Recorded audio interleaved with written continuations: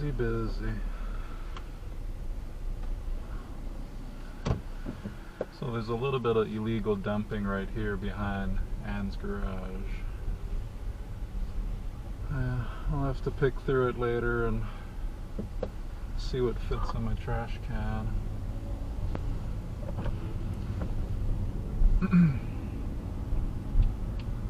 That's the only issue with her garage. It's got a blind spot for illegal fun activity.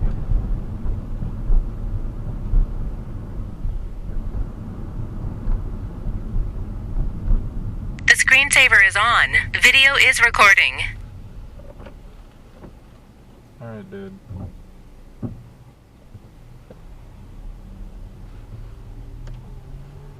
Yeah, it's a busy morning. I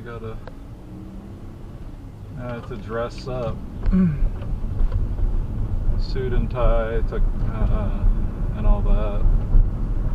We got a board meeting today. So I have to look the part. Since I'm part of the admin staff.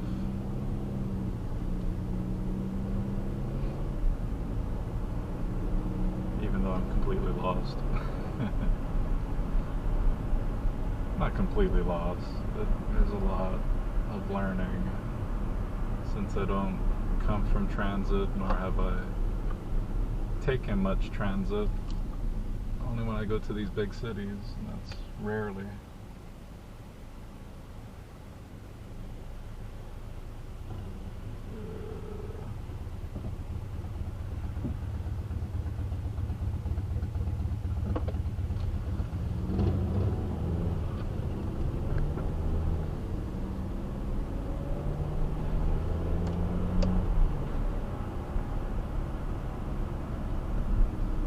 I forgot how busy 7:30 is. A lot of people start at 8 o'clock.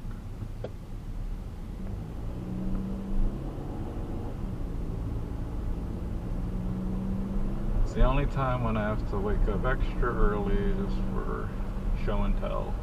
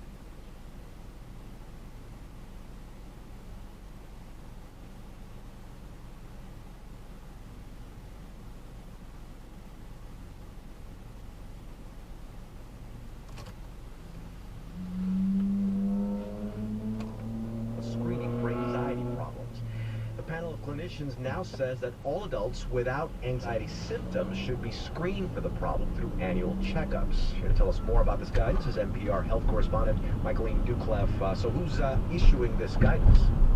So the recommendation comes from the U.S. Preventive Services Task Force. It's a panel of clinicians who review research about preventive care and then look to see if there's actual evidence that these services are beneficial for people. Last year, they began recommending that children over age 7 who don't have symptoms of anxiety be screened for the problem at their regular checkups.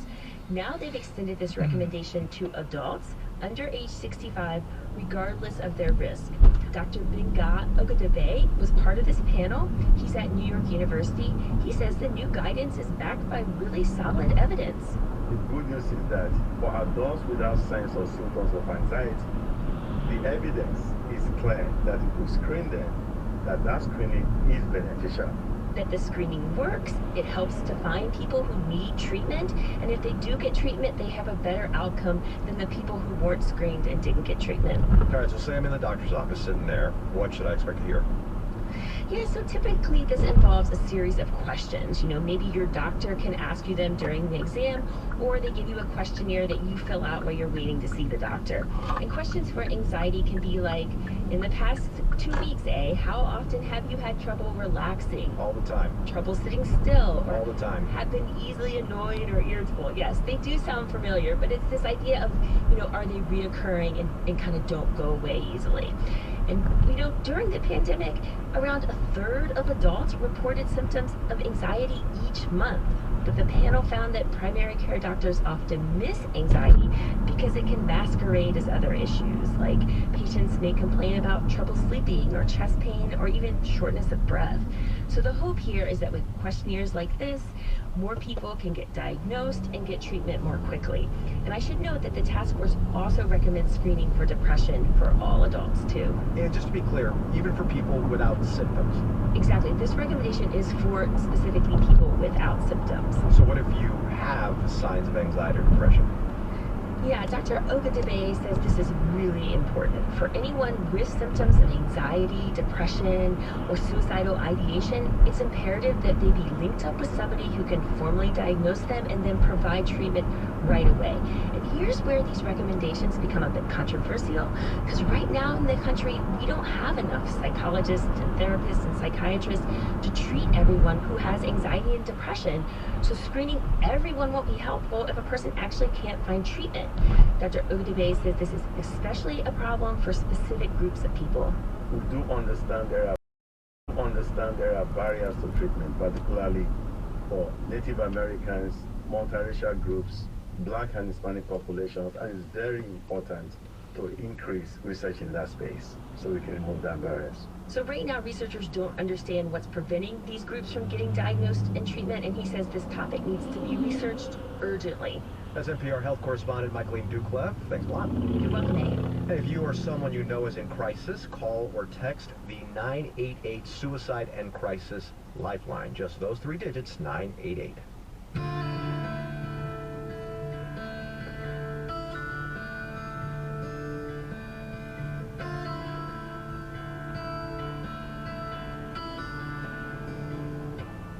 Trade, tariffs, allegations of spying, China's increasing military presence in the South China Sea. These are just some of the issues that have caused rising tensions between the U.S. and China in recent years as part of efforts to stabilize the relationship between the world's 2 largest economies and hopefully to prevent downright hostility. U.S. Secretary of State Antony Blinken met with Chinese President Xi Jinping in Beijing this week. Our colleague Juana Summers, host of All Things Considered, spoke with Nicholas Burns, the U.S. ambassador to China, to hear more about what's at stake. Diplomacy is about compromise and negotiation. What compromise is happening right now between Beijing and Washington? Can you give us a specific example or two? Well, it's sometimes about compromise, but often diplomacy is also defending your side. And so in this relationship, what really characterizes it is that we have a number of major disagreements with China, and we're not compromising. For instance, on Taiwan, we believe that the government here in Beijing has been far too aggressive in trying to intimidate and coerce with their military actions in the Taiwan Strait. Second, we've told the Chinese we obviously do not want to see any kind of lethal military support for Russia's brutal illegal war in Ukraine. And we can't compromise, cannot, on human rights. And during this visit, Secretary Blinken raised difficult human rights issues, forced labor in Xinjiang, the actions by the government of China that are repressive in Tibet, and of course, the end, really, of civil liberties and democratic freedoms in Hong Kong. Fentanyl was another major issue that Secretary Blinken raised with the Chinese leadership. It's a public health crisis in the United States, and the precursor chemicals that make up fentanyl largely come from illicit black market firms here in China. Secretary Blinken called on the Chinese leadership to stop the flow of these precursor chemicals to the United States. Is the U.S. doing anything to crack down on the smuggling of these chemicals? I mean, you're talking essentially about the supply side of the issue here with what's going on in China. I'm curious how you think about the U.S.'s role and what should be done in tandem. There's a major national effort from the White House and the Drug Enforcement Agency in Washington, from the Department of State as well, to battle this problem. And that gets at the demand side, which is in the United States, but certainly on the supply side, we need far greater cooperation and action here from the government of the People's Republic of China. A few months ago, China broadened the scope of its anti-espionage Yeah, law. this is a long one. Have you heard from American businesses who are finding it more difficult to do their business in China? I have. I've been traveling throughout the country the last couple of months. I've met the American business community, and it's a very large trade relationship. China's our third largest trade partner, but American businesses are feeling besieged. There have been a series of punitive actions taken by the government of China, and we believe that they're not warranted against several prominent American companies. And you mentioned the Espionage Act. This is an amendment to China's espionage law, which will go into effect on July 1. And it has such a broad definition of what espionage is that potentially an American business person could be held liable for criminal prosecution, for espionage, for conducting activities that are legal everywhere else. We fundamentally object to this, and I must say many other countries have noted their concerns with this as well. Nicholas Burns is the United States Ambassador to China. Thank you so much. I want to thank you so much.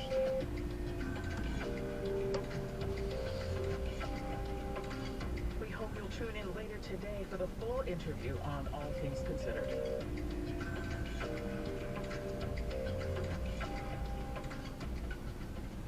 This is NPR News. And this is 91.7 WVXU. Support comes from Music and Event Management Inc. presenting Buddy Guy. I wonder if there's regulation of how long a train can be. This is super long.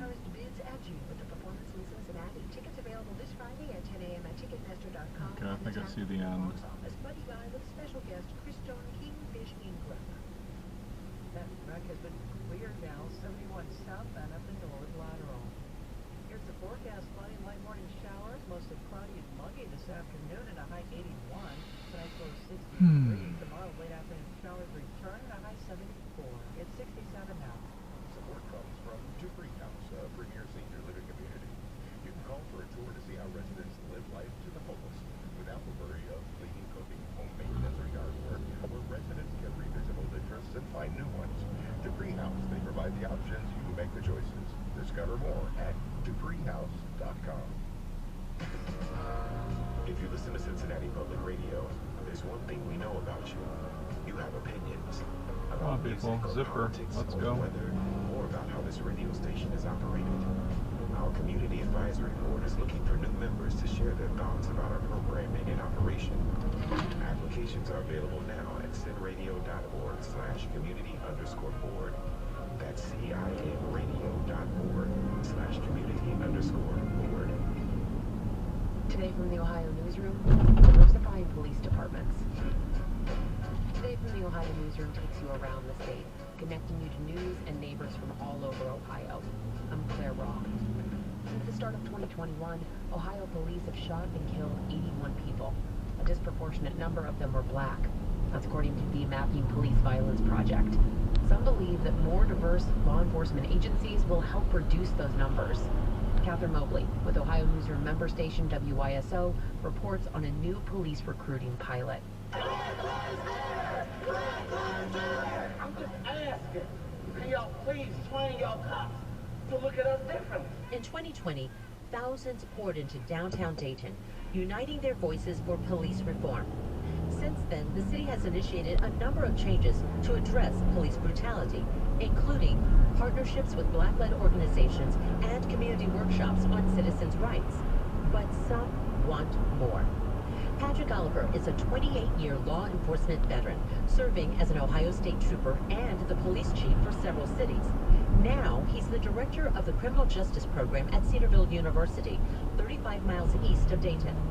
Oliver says his colleagues statewide blame a majority of police misconduct on not being able to hire enough quality officers. So when you get people in a job that are involved in police misconduct, a minority of officers, it's because the hiring process did not do what it's intended to do. In response, Oliver designed the College to Law Enforcement Pathway Program, CLEP for short. Its goal? Tap into university juniors and seniors to create a better hiring pool. Let's go. Put some gas in it. The program puts a big emphasis on cultivating female and minority candidates. In 2021, Governor Michael White gave Oliver the green light to run the CLEP pilot at Cedarville University and at its neighbor, Central State University, one of Ohio's 2 HBCUs. The criminal justice majors go through rigorous physical and psychological training. They must maintain a 3.0 GPA, pass a polygraph, a background and a medical check, and they have to live out 6 core values. Integrity, a strong service orientation, good human relation skills, be a team member, performance-driven, and demonstrate self-control. Candidates also spend a semester interning with law enforcement agencies, giving them a taste of what real officers experience. Oliver works with about a dozen groups willing to hire CLEP graduates and pay for their police academy training. Among them, Beaver Creek City Police. Jeff Fiorita is chief there. It's just another avenue for us to seek highly qualified candidates that basically are forming the future of our agency. Last year, Taylor Smart graduated from Cedarville University and the CLEP program. And will faithfully discharge the duties. And will faithfully discharge the duties. As a police officer of the city of Beaver Creek. As a police officer of the city of Beaver Creek. Congratulations. She's on patrol and under probation for the next 5 months. Smart says CLEP helped prepare her for the job. People on the projector would talk to us so that we have to figure out how to talk to people, and that was really good before we even got to the academy to figure out how to deal with certain situations and what to look out for. But others doubt if diversifying a police department can actually help reduce police misconduct. Diverse police officers are fine, but it doesn't matter if they have the same mindset and mentality that leads to brutality. Jared Brandy is a Dayton community organizer and a lifelong resident. While he likes the ideas behind CLEP, he argues law enforcement itself needs to change. The programs that currently exist have institutional bias. They're not improving policing in America. They're just making these candidates better at being good in a bad institution. However, CLEP's creator, Patrick Oliver, strongly disagrees, saying ultimately, the good will outweigh the bad. If you produce more highly qualified applicants, you're going to have less officers involved in police misconduct. About half a dozen students have completed the College to Law Enforcement pilot program, and various Ohio agencies have hired them. The pilot is now under state evaluation. In Beaver Creek, reporting for the Ohio Newsroom, I'm Catherine Mobley. That's all today from the Ohio Newsroom. We'll talk with you tomorrow. Support for NPR comes from this station and from BetterHelp, committed to supporting mental health through therapy. Clients are matched with one of 25...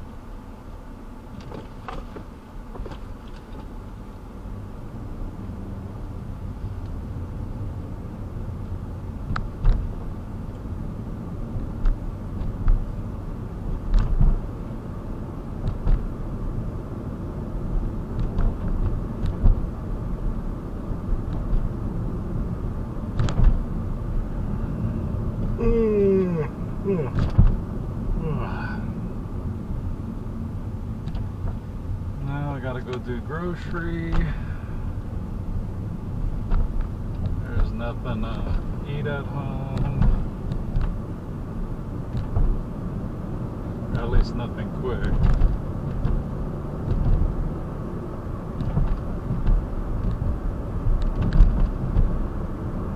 Don't do it.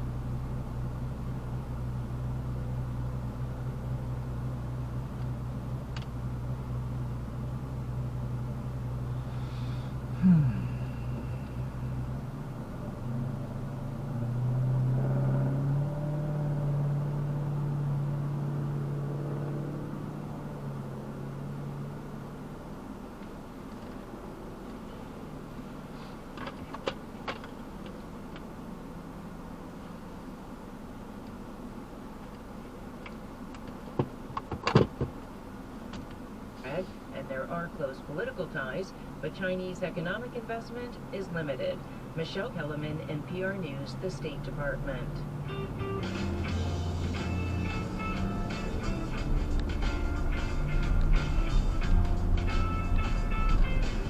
Come on.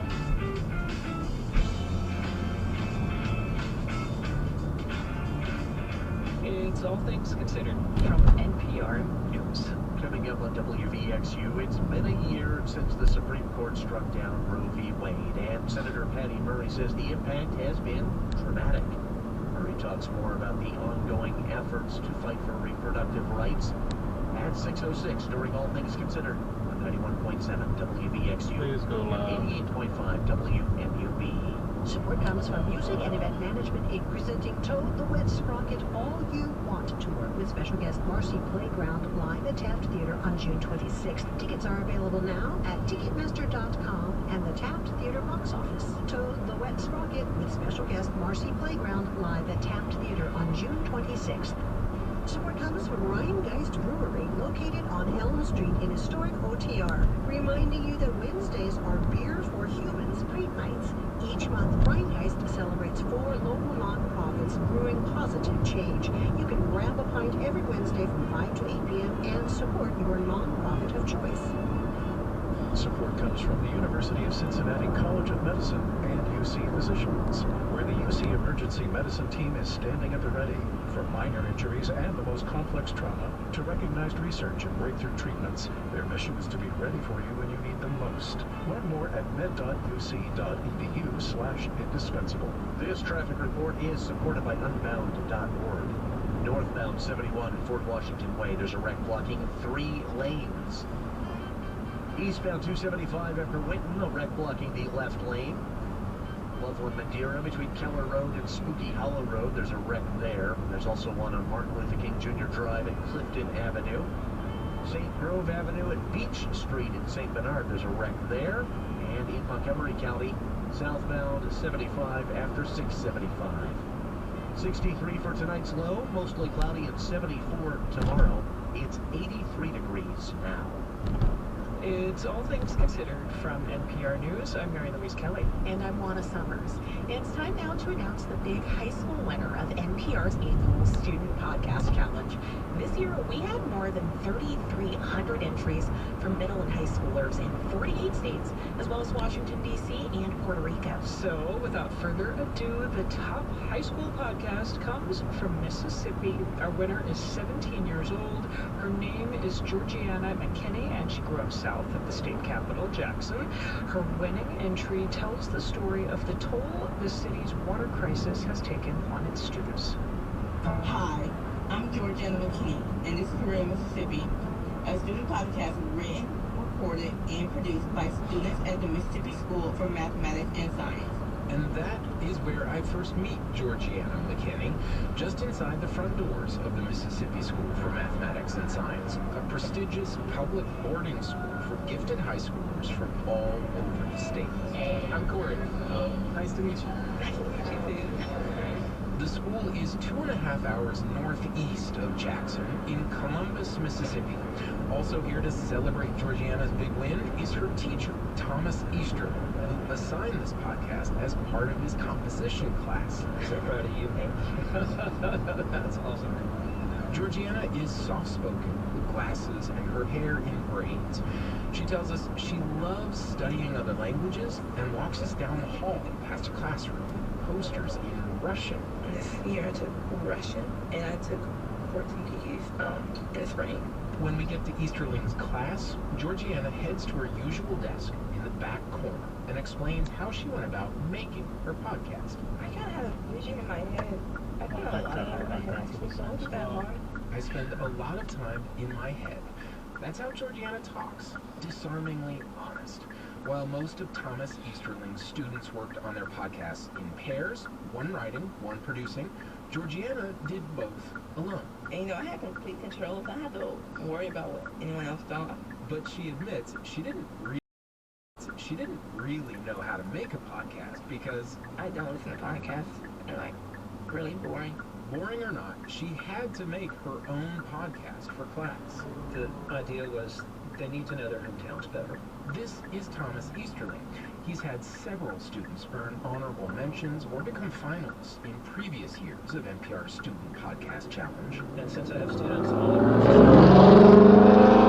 research the parts of their hometowns that gave them a sense of place. Georgiana grew up outside of Jackson and got her podcast idea after she mentioned the water crisis while texting with a friend from out of state. And she lives in Georgia. And I texted her and she was like when's that? Like, she didn't know about it. So I was like, I'm pretty shocked. So Georgiana decided to use her podcast to sound an alarm on behalf of Jackson. Literally, this is how it starts.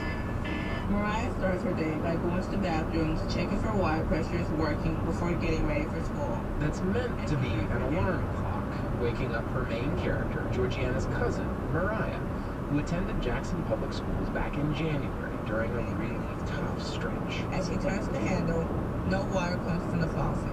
That's Georgiana narrating. And so she looks under her sink for a water bottle to find out the dirt and then allows. She sighs, picks up her phone, and dials the high school. Mariah tells the school, I can't come to class today. Georgiana's podcast is about a few tough weeks in January when low pressure across the city's troubled water system hit families and schools hard.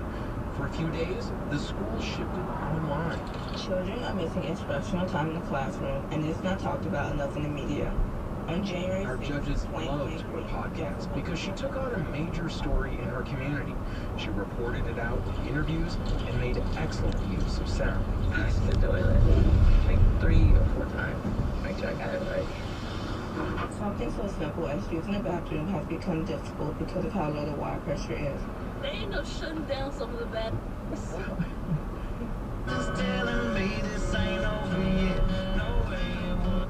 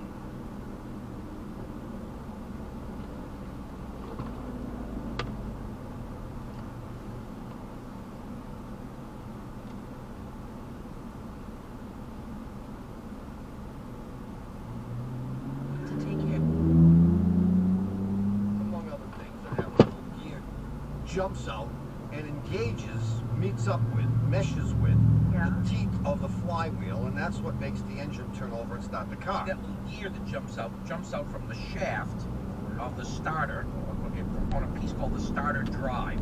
And it sounds like the gear is not coming all the way into the flywheel, and so what's happening is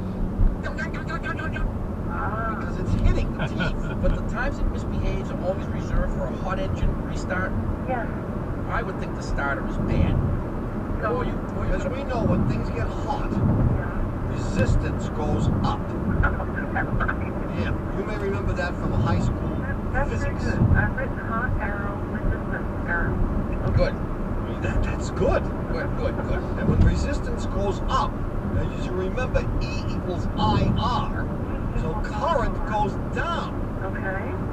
And when the current goes down... He's about to say something stupid here. No, I'm not. No, I'm saving you. No, I'm going to keep going. No, I said you to say something stupid, okay. When the current goes down, the amount of power, which is what makes everything turn, goes down because the power is I squared R. How am I doing so fast? It's all Twinkle, little star. Power equals I squared R. And that's what makes it. You don't have enough power. That gear doesn't go all the way in where it's supposed to go. It only goes part way, and then ends up going. I mean, you could also. Yes. The new starter. That's the bottom line. Okay. Well, have your mechanic take out the starter and examine the flywheel. Turn the thing 360 degrees. Make sure you don't have chewed up teeth on the flywheel. Right. Also test the battery, because even though the starter resistance does go up, if the battery isn't putting out enough energy, it will prevent the car from starting too. So make sure that the battery and the charging system are sound before you go ahead and just replace the starter motor on our advice. Okay. And then if that checks out all right, then check the flywheel. If that checks out all right, throw a starter in it. Okay. Good luck, Mabel. Got it. Thank you. Thanks for your call. Bye. Bye-bye. Twinkle, twinkle, little star, power equals I squared R? Where did you learn that? Is that what they taught you at MIT? You go to MIT, the finest institution of higher learning in the world, and you sit there in class and some guy with 6 PhDs says, twinkle, twinkle, little star, power equals I squared R? That's one thing I remember. Does your mother know this? How much did she pay for this? Hey, Mom, I went to MIT today. I just came back from class. What'd you learn? Twinkle, twinkle, little star. Power. Oh, did she pat you on the head and give you a dope I got a dope slap. And she said, poverty's all be me. 1-800-332-9287. Hello, you're on Car Talk. Yeah, my name is Scott Brooks. I'm from Wichita, Kansas. Scott? Yeah, Wichita, Kansas. Yeah. So what's up, Scott? Well, I have a Mazda 626 85. Yeah.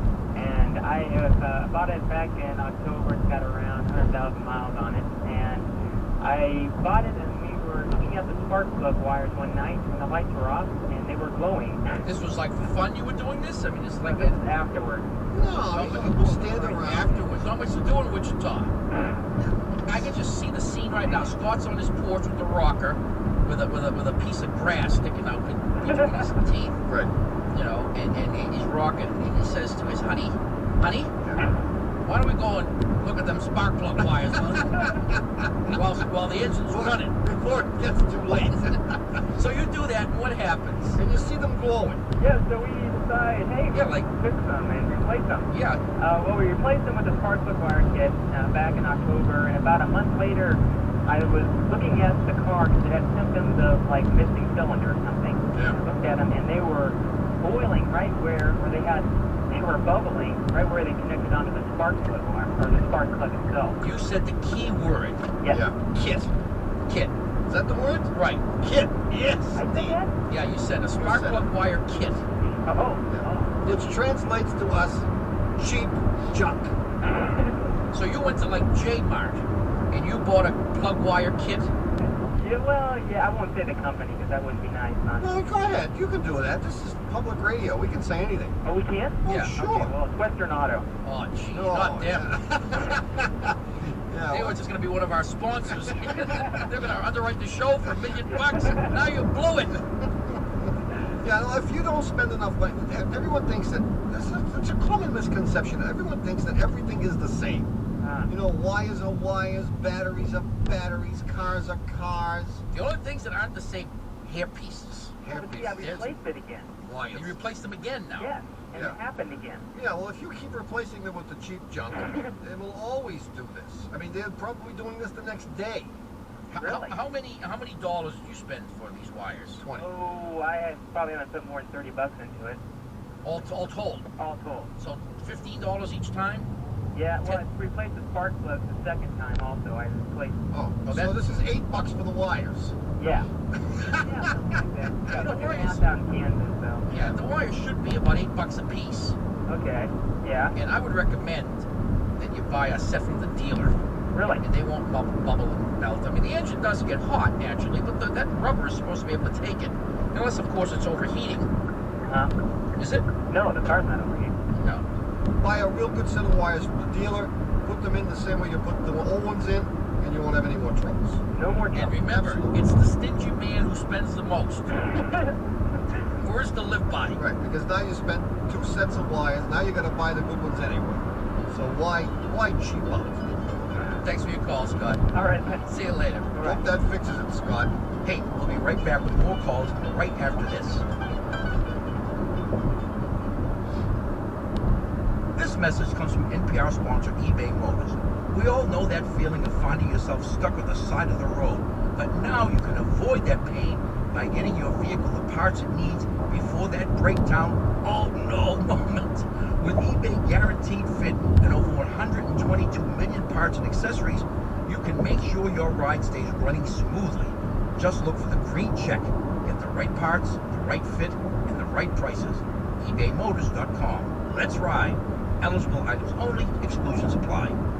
Support for NPR and the following message come from Indeed. What's a game where no one wins? The waiting game. When it comes to hiring, don't wait for great talent to find you. Find them first with Indeed. Join more than 3 million businesses worldwide that use Indeed to hire great talent fast. Start hiring now with a $75 sponsored job credit to upgrade your job post at Indeed.com/CarTalk. Offer good for a limited time. Terms and conditions apply. This message comes from NPR sponsor Westfield Bank, offering customized solutions to empower businesses, agencies, and investment advisory firms. Partner with a bank that's invested in your success. Visit westfield-bank.com/financial-freedom. Hey, you ready? Hey, you ready for this? If you can remember last week's puzzler, I will buy you a 65 Ambassador convertible. Okay, here it is. Last week you said the puzzler is on vacation. Where's my ambassador? Well, you didn't know the puzzler. That's it. No. Trick question.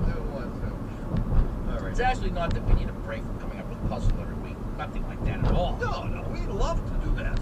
We're just looking out for the best interests of our listeners. Every week they want to just sit back and enjoy the show. And what happens? They end up having to tax their brains trying to solve some ridiculous, meaningless, annoying puzzler of ours. And well, we think it's more important that our listeners be allowed to spend at least a couple of months a year just relaxing and enjoying Car Talk without having to work hard. Especially in the pretty summer. Considerate of us, isn't it? It's awfully considerate. It comes from our academic backgrounds, where the summer is a time of rest and rejuvenation. If you happen to be a type A minus personality like my brother, you need to be working hard all the time. Yeah. You can work on sending us new puzzlers for the fall. Yeah. So if you have new puzzlers or anything you think we can turn into a puzzler, send that stuff to us to Puzzler Tower, Potentially Usable Puzzler Division, PUPD, Car Talk Plaza, Box 3500, Harvard Square, Cambridge. Our fair city. Matt 02238. And if we use your puzzler and you happen to catch us using it, we'll send you some lousy T-shirt or baseball hat or some of the cheap junk that we send out for. I have to take this opportunity to also say that the mail has been abominable of late. Everyone is all tired out. In your theory, I believe that you espoused last week that the only way we get mail is if people write to us while they're at work. And in the summer, when more people are on vacation, we get less mail Because they're on vacation, they're going to take up their valuable personal time to write us. But if they're at work, it's no problem. You need to help me, though, because as you can tell, I'm going to have to read Melissa's letter again this week. It's the only letter of interest that we've had in the past month. And well written, too. Excellent. 1-800-332-9287. Hello, you're on Car Talk. Hi, my name is Abby Walther, and I'm calling you from Horton Bay Llama Farm in Charlevoix, Michigan. Whoa, wait, I got all that. The Horton Bay Llama Farm. Right. In where? Charlevoix, Michigan. That I missed. Michigan's close enough. Yeah, we know the llama farm. Is that llama with one L or two? And why don't we call them yamas? Well. Yeah. Your pajamas? No, they're your pajamas, no? How many llamas do you have named Dolly? None. Oh, good. So is this a question about llamas or cars? No, it's a car question. Okay. It's a general question. About 2 months ago, I went into a garage, and I was getting an oil change, and they looked at my tires and said that I needed a realignment. And I'm a college student, so of course I didn't have any money when I went in. You said I can't need it that badly. I asked my friends what they knew about realignments and how much they thought it would cost. And one of my friends said, oh, no, you don't need to go into a garage. Just find an area where you can back up and start driving really fast and then brake hard, and you can realign your car. No, everyone knows that if you want to, no, that's... Wait, first of all, who told you this? My friend Lila. Lila. Okay, and She's been sniffing too many tailpipes. You must at least bring two wheels in contact with a curbstone in order for this method to work. Right. They have to be two diagonally opposite wheels, and it has to be done simultaneously. Okay. No, Gilly, no, she's wacko. Well, her dad told her. I was just going to tell you, I know Lila got this from her father.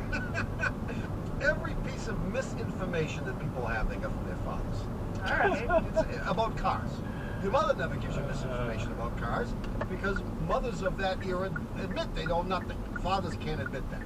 Okay. They have to make believe they know something. This is the wackiest theory I've ever heard. It is. Well, go ahead, tell us more about it because maybe there's something to it. Well, I ended up not doing it because I told my mom about it, and she said, if you do that to my car, I'll kill you. So I went in and just took it in for a regular realignment. And All right, well, forget about the car because we know your question. We know the answer to your question. And you should have gotten the alignment done, assuming that you were at a reputable place, because the alignment is one of those things that you can let an alignment go, because you don't really notice the ill effects of alignment because the ill effects are sort of insidious. Either tires are wearing out badly or the car is handling poorly, none of which you really would notice much. But in the long run, the tires will end up wearing out much sooner than they should, or you'll have accidents and all kinds of things could happen. So you're going to have the alignment. Okay, you're all So that's it. Let's get to the llama. Let's get to the llama. How far can a llama spit? a little bit farther than a baseball player. Oh, that's not too far. Llamas are really nice little creatures. No, llamas are not nice creatures. They are. No, that's not what I understand. They're kind of nasty. No, you're thinking about camels. They're in the same family. Yeah, but they're a lot nicer than camels. They're smaller. They're what? They're smaller. They're smaller, so they're at eye height. They are at Yes, eye they can spit right in your face. in your eye. Actually, you know what I want for a pet? A Sicilian donkey. Well, I can't really help you with that. You don't have any of them? No. Now, these llamas that you have some kind of a petting zoo or whatever at your farm? No, my grandmother's a weaver, so she uses them for fiber. Oh, really? Fiber. So you shear these llama? Well, actually, we just started combing out of them most of the time. No kidding. Yep. And she makes llama sweaters and stuff? Or rugs? Scarves, blankets.